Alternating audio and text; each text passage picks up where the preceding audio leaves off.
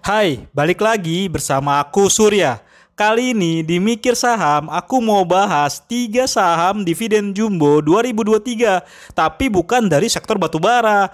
Di sini aku mau kasih prospek gambaran apakah ketiga saham ini bakal bagi dividen jumbo lagi di tahun ini. Agar sobat mikir duit nggak keburu masuk ke sana untuk berharap dapat dividen jumbo. Sebelum itu jangan lupa ajak kerabat, pacar, istri, mantan, keluarga, sampai musuh untuk subscribe channel Mikir Duit ya. Oke, bicara 2023 kemarin kita mendapatkan sebuah momen di mana banyak saham yang bagi dividen jumbo. Hal itu disebabkan banyak saham batubara yang dapat rezeki dari booming harga komoditasnya gara-gara perang Rusia-Ukraina di 2022. Namun di luar saham batubara ini ada deretan saham non batubara yang juga bagi dividen jumbonya banget. Rata-rata yieldnya tuh bisa di atas 15%-an lah. Kira-kira mereka akan bagi dividen jumbo lagi nggak ya di 2024? Kami akan ulas lengkapnya di sini. Pertama, Cevin. Jadi saham Cevin ini membagikan dividen pertama kalinya dalam 10 tahun terakhir di 2023 kemarin. Bagi dividen juga langsung besar loh, senilai Rp100 per saham. Kalau dihitung dengan harga saham saat pengumuman itu tingkat yieldnya bisa setara 16%-an lah. Tingkat dividen per saham Cevin itu yang terbesar sejak 95. Sebelumnya dari 2005 sampai 2013, si Cevin ini cuma bagi dividen kisaran Rp5-15 per saham. Kira-kira di 2024 nih bakal lanjut bagi dividen jumbo nggak ya? Sepanjang 2022, Cevin ini mencatatkan kenaikan laba bersih yang cukup signifikan, yakni sebesar 573% menjadi 310 miliar. Kenaikan laba bersih itu didorong oleh pendapatan yang naik 2,44% menjadi 1,5 triliun, ditambah penurunan beban pencadangan 51% menjadi 323 miliar, sehingga hasilnya laba bersihnya meroket.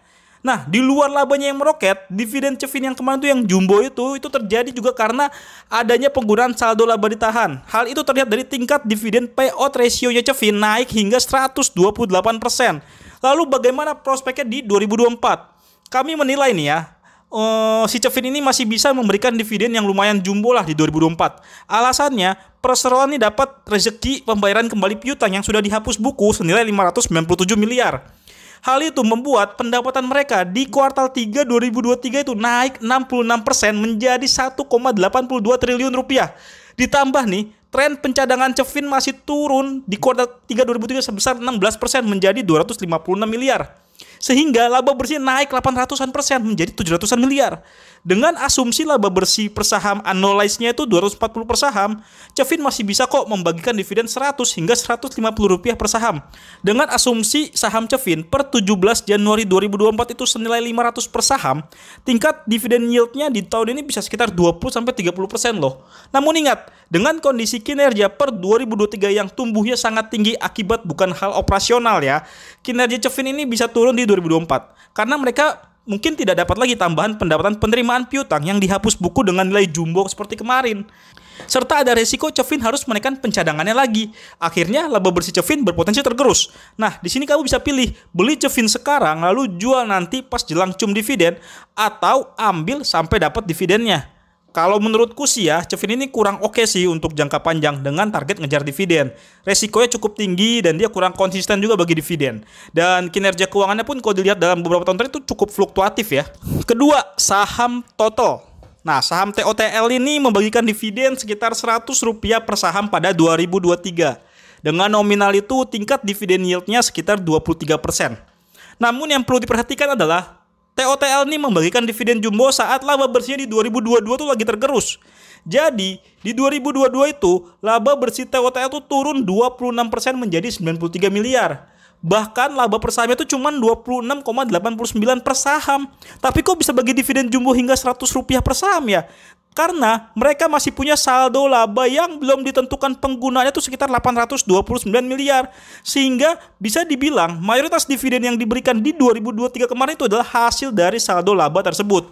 Bagaimana dengan prospeknya di 2024? Laba bersih TOTL per kuartal 3 2023 sih naik ya 67% menjadi 109 miliar rupiah. Dengan asumsi laba bersih per saham annualized-nya itu sekitar Rp43 per saham, lalu asumsi tingkat dividen payout ratio yang normalnya si TOTL ini 80%, berarti potensi dividennya itu sekitar Rp34 per saham. Jika dihitung dengan harga saham per 17 Januari 2024 di 396, tingkat dividen yield dari saham TOTL di tahun ini berpotensi sekitar 8,68%.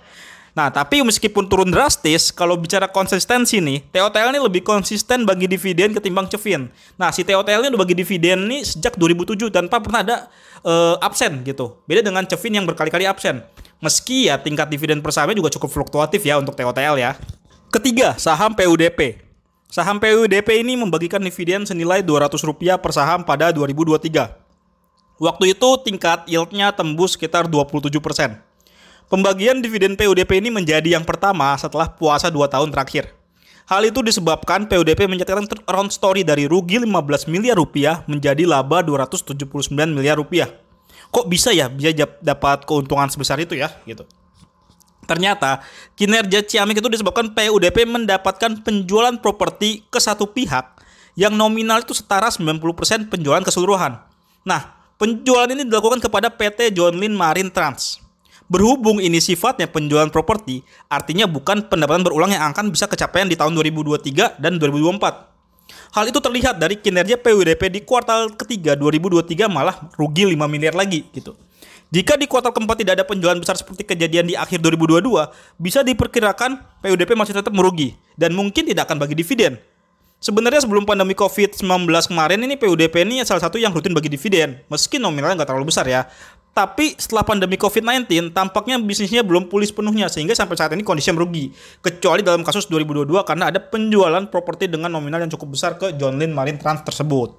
Nah, kesimpulannya, ketiga saham ini membagikan dividen jumbo karena ada kejadian luar biasa atau ada sesuatu yang di luar siklusnya, di mana ada kemungkinan tidak terulang dalam beberapa waktu ke depan. Jadi jangan sampai kamu berharap saham-saham ini akan terus mengulangi dividen jumbo di tahun-tahun berikutnya. Kecuali Cevin, kemungkinan masih bisa bagi dividen jumbo di 2024 ini. Karena kinerja dia di 2023 itu dapat rezeki tambahan juga dari pendapatan piutang yang sudah dihapus bukukan kemarin gitu kan. Tapi saham Cevin ini juga cukup berisiko. Setelah pembagian dividen jumbo nanti, harga sahamnya berpotensi turun. Apalagi kalau kinerja kuartalannya sejak kuartal 1 tuh udah jeblok. Aku sendiri menilai saham-saham seperti ini ketiganya itu nggak cocok untuk jangka panjang. Deretan saham dividen jangka panjang ini sudah kami seleksi dan ada di daftar dan diulas secara komprehensif di Mikir Dividen. Nah, mau baca Mikir Dividen? Cek di deskripsi video ini ya.